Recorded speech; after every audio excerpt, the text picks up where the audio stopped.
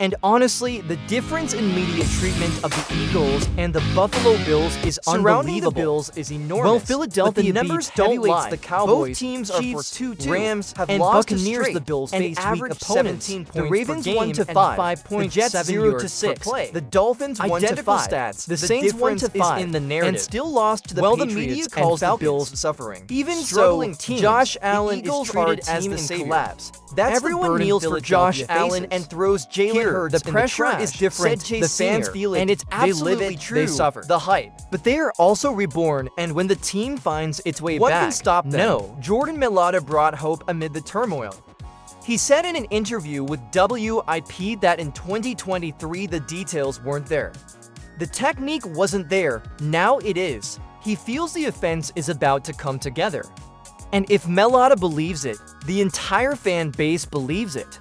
Yes, the loss to the Giants was painful, ugly, but look at the NFC East scenario. The Cowboys are reeling, the Commanders are 3-3 coming off a loss to the Chicago Bears, the Giants are 2-4 with the toughest schedule in the NFL. The entire NFC is wide open.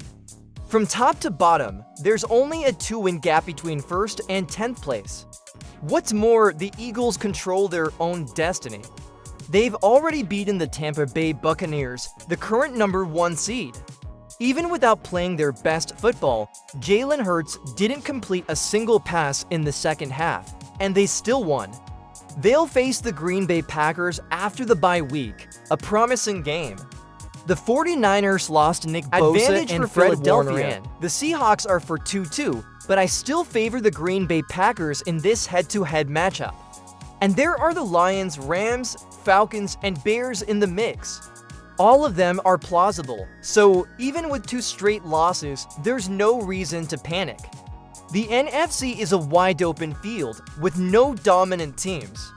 The Kansas City Chiefs lead the league, but with only 3 wins, there's no need to panic.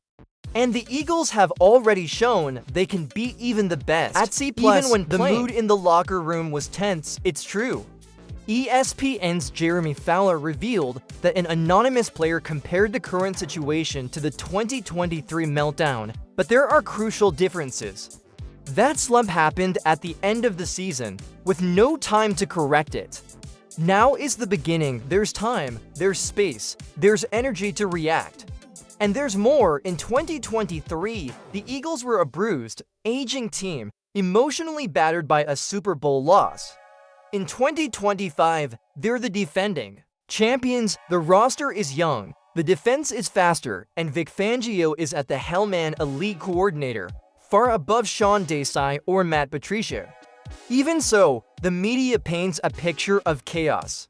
And Chase Sr. was clear, if there's tension, it's because everyone wants to be better. There's no fighting, just pressure. The team knows what it needs to do. During the mini-bye week, meetings were productive. Players and coaches looked each other in the eye and took responsibility. ESPN's Graziano confirmed there are no personal issues. They just feel the pressure of playing in Philadelphia, and who wouldn't? Losing to games in a row here is synonymous with hype, but it's a reflection of passion. There's a saying in newsrooms, if it bleeds, it leads. Bad news sells. A defeat goes viral, and the Eagles are a ratings juggernaut. Bad-mouthing the team gets ratings, good-mouthing requires courage.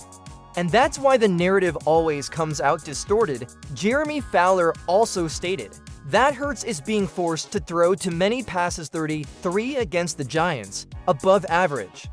Last year, he threw just 20 per game. Hurts still struggles against zones, and the lack of big plays limits his passing game. A.J. Brown feels this. His recent frustration stems more from the scheme than from any internal disagreement. The solution? More play action. The team uses just 19.6% of it, which is 29th in the league. And more pre-snap movement to open windows, confuse defenses, and allow Hurts to unleash his arm with confidence. But Chase Sr. made a point of debunking a myth. The Eagles don't win when Hurts throws too much. Wrong, they're 20-5 when he passes more than 30 passes. The key is balance. When the offense is balanced, it's unpredictable. Passing opens up the running game, and the running game opens up the passing game. Today, predictability is the biggest enemy. Penalties and long third downs leave the offense without creative options. With more efficient first downs, the playbook opens up, the team flows, and the danger returns. Therefore, it's a collective failure. Technicians, scheme, execution.